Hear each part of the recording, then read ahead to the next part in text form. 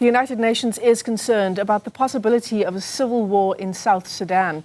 Some of the organization's officials have even started evacuating following the dismissal of key officials in the government led by President Salva Kiir. The move has triggered violence in the Upper Nile state, in the east of the country. Let's unpack the story further. Rose Ochieng joins us. She's with the Red Cross. She's the Deputy Health Coordinator in South Sudan. And Dr Kingsley Makhubela is a former diplomat and international relations expert. To both of our guests, welcome. Thanks for helping us understand this important story. And Dr Makhubela, I wonder if I can begin with you this afternoon. It's not a part of the continent that ever had any real sense of stability, but what, to your understanding, has led to these renewed and intensified tensions? Michelle, good afternoon. It appears that the whole conflict this time around was sparked by a false rumor that was circulating around the Upper Nile state that the government forces intends to disarm the militias aligned to Riek Machar. And this militia, it's aligned to Riek Machar. It's part of the peace settlement. It tries to balance the forces around. And because of the underlying tensions that really are driven by ethnicity, this information spiral out of control, and the militias then went to storm the military garrison in Nasir state. And that's when everything went out of control. But it tells Michelle that if you don't deal with the underlying ethnic tensions that exist in any society, any form of a rumor, and particularly with the advent of artificial intelligence, the way it circulates is likely to create serious problem. So that's how this conflict eventually began. And what follows after that was the confinement of Riek Machar in Juba, the arrest of some generals and the arrest of a minister. But I'm told this morning, because I was talking to people in Juba earlier this morning, that it appears that now Riek Machar has gone out of his way to try to calm the situation. So there's an effort to try to calm the situation. No one knows how that would succeed in terms of reducing the tension. Yeah, I want to talk more about ethnic tensions and whether it is an uphill battle at this stage of the situation in South Sudan to try and quell the situation. But Rose, I want to bring you into the conversation. As always, in situations like this, it is civilians who end up paying the highest price. Talk to us about the violence that you're seeing in areas like Nasir in the Upper Nile state and the kinds of injuries you're treating. Thank you for having me. Yes, just like it has been mentioned, there was conflict in Nasir in Upper Nile state. And due to this conflict, there was a lot of weapon wounded that were coming into our facility in Akobo.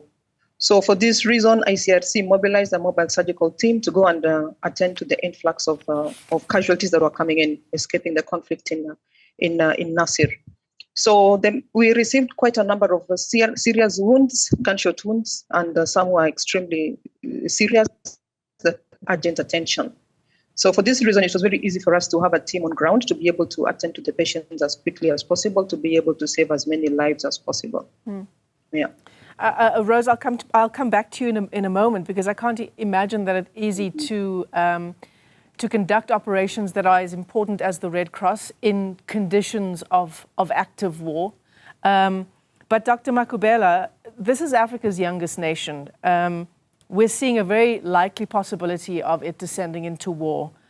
We've got both Sudan and South Sudan in active conflict. This must surely be an urgent situation for the African Union. You know, Michelle, the South Sudan, it's a very unfortunate situation. You know, I've had the privilege throughout my career in foreign service to have worked both with Riek Machar and Salva Kiir.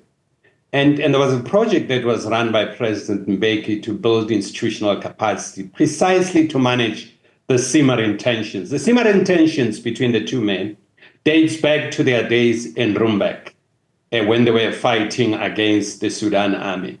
And I think that hasn't been resolved. And this tension has really spiraled out of control. It's the only country where you find the SPLM in opposition and the SPLM in government, which are basically two entities. And I think at one stage there's a need for a political intervention to try to address those underlying issues. And the biggest problem, Michelle, here is a conflict that has been created among the newer ethnic group and the Dinkas. And within the Dinkas, there are a lot of subgroups, the Dinkas, Ngok, and so on.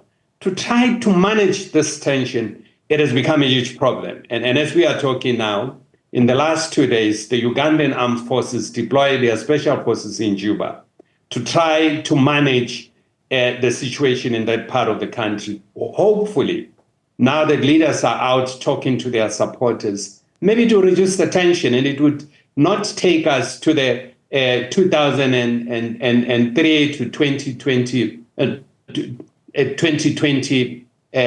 civil war that really decimated the country, with 400,000 people losing their lives, 2 million people being displaced internally, and about 2.6 million people who were really forced to go into exile. It created human catastrophe in that part of the country. A young republic, the youngest country in the continent. I think there's a need now to try to intervene. The problem, Michelle, is that people who are having confidence around this, they're starting to leave the country. I mean, the Americans, I'm told, they're shutting down their embassies and taking the staff out.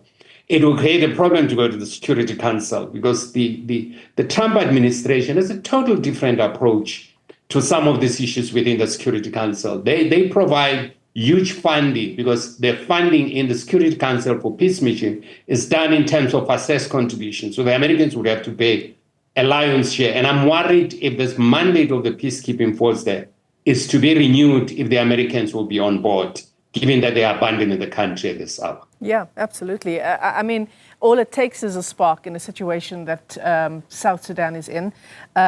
So you know, you've said that these negotiations might have started, that these two men may be sitting around a table talking. But what about the continental responsibilities of an organization like the African Union? Does it even have any push power in a situation like this, Dr. Makhubela?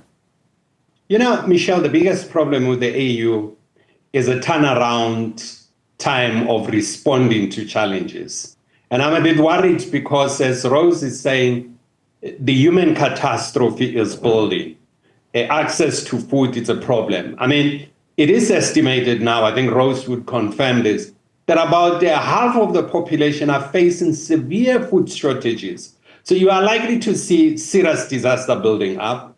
The rainy season hasn't been helpful. Since last year, June, there's been very heavy rain that affected crop. So you're likely to see serious challenges there. But I'm worried in terms of the turnaround to respond, not only to resolving the conflict, but to intervene in terms of humanitarian assistance. The AU has been very, very lacking. I hope the new chairperson of the commission now will turn around issues at the AU. Yeah, the AU has a seriously bad reputation when it comes to intervening in matters of continental importance. But Rose, I want to talk more about the important work that the Red Cross does in situations like this. Dr. Makhubela has talked to us now about food shortages that will no doubt be exacerbated by the early rains. Give us a sense of some of the other challenges that you and your staff encounter working in situations of conflict like this.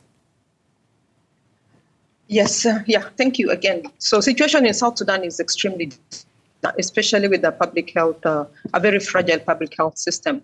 So a lot of facilities are not fully functional. Facilities that are closest to the front line sometimes do not even have the HR. So it becomes extremely difficult for the wounded, especially in these remote areas, to be able to have access to a functional health facilities. So for this reason, ICRC has a team, a dedicated team of mobile surgical team that sends the expertise to these facilities that are closest to the wounded. This helps a lot because of the fact that once you address them as quickly as you can, you're able to save a lot of lives and limbs. So the challenges are many, because of the terrain. Yeah. The referral pathway is non-existent. So it's extremely difficult also for the wounded. And it is not just about the physical injuries. They also have a lot of mental health and psychosocial issues that sometimes have to be addressed. So as much as you are addressing their physical wounds, you also need to address their mental health and psychosocial. I mean, so it's a whole lot of challenges. Some of the patients that sometimes receive, are malnourished, as Dr. Makhubela has mentioned before. I mean, the food security is also compromised, because of the fact of the rainy season and also the fact that there's a conflict. So even farmers are not able to, to go to their farms, and so it's a lot of many challenges that we come across. So it's it's an uphill task. But as ICRC, we are always on standby to be able to respond to some of these challenges, especially access to healthcare for the wounded and for the general civilian population. Yeah, I mean, Rose, over 4 million people displaced inside the country, but also outside of the country. How do you even begin to try and address the trauma that comes with that? I mean, the trauma is huge, because of the fact that the conflict is the fact that some people also have missing relatives, As much as you are displaced, sometimes you don't know where your family is. So it becomes a bit of a challenge. But of course, ICRC also has programs, related to trying to link families of the missing, to try and bring families together. So it's not an easy task, but again, we really have to do what we can to be able to make a difference, however little it is. But yes, not doing it as ICRC alone, but also in partnership with other implementing partners and also the Southern Sudanese Red Cross. Yeah, Rose Ochieng is the Deputy Health Coordinator in South Sudan for the Red Cross, and Dr. Kingsley Makhubela is a former diplomat and an international relations expert. To both of our guests, thanks very much indeed for joining us as we understand the situation of the possibility of a civil war in South Sudan. In fact, the United Nations Commission on Human Rights in that country just earlier this month saying that South Sudan should be moving forward, implementing the provisions of the peace agreement, strengthening institutions, building a foundation for democracy. Instead, we are witnessing an alarming regression that could erase years of hard-won progress. And this is a return to reckless power struggles that have devastated the country in the past. We continue to watch that story for you on the continent.